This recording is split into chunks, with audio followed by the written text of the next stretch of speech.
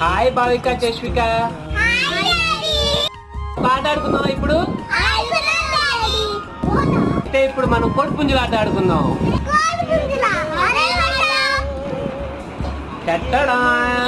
ఇవే కోడిపుంజులు. మేము చిన్నప్పుడు వీటితో బాగా ఆడుకునే వాళ్ళం. ఇప్పుడు ఎలా ఆడాలో మీకు చూపిస్తా.